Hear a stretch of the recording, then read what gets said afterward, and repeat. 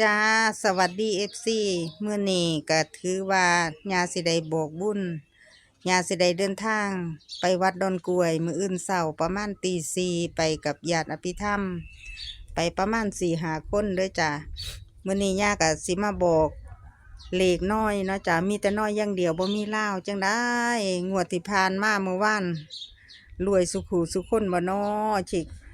โฉกมันอยู่บ่หญ้าก็ได้พ่อได้ไปสร้างไปเฮ็ดอยู่ดอกค่ะได้อยู่ประมาณ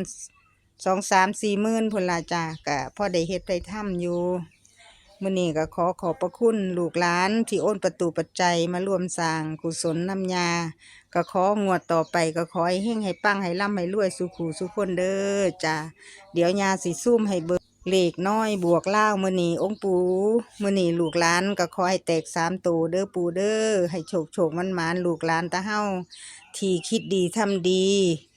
สร้างกุศลสร้างบุญสร้างกุศลน้ำปูน้ำยาก็ขอให้เฮงให้ปังให้ร่ำให้รวยเมื่อถูกข์เมื่อโศกเมื่อโรคเมื่อภัย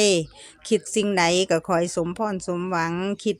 อยากได้อีหยังก็ขอให้สมพรดังจุดเป้าหมายที่เจ้าของคิดเอาเดี๋ยวยาสิซุ่มให้เบิ่งเลขน้อยมื้อนี้เด้อจ้าเด้อนี่คือเลขน้อยมื้อนี้งวดประจำวันที่17 เมษายนเนาะจ้าฟันธงไปที่57แล้วก็17 3 ตัวที่ฟันธงก็คือ370แต่มักทั้งสองอยู่จ้ะก็ขอให้เฮงปังให้ร่ำให้รวยสุขุสุขคนญาก็ขอจบไลฟ์สดเพียงแค่นี้ก็ถือว่าสวัสดีจ้า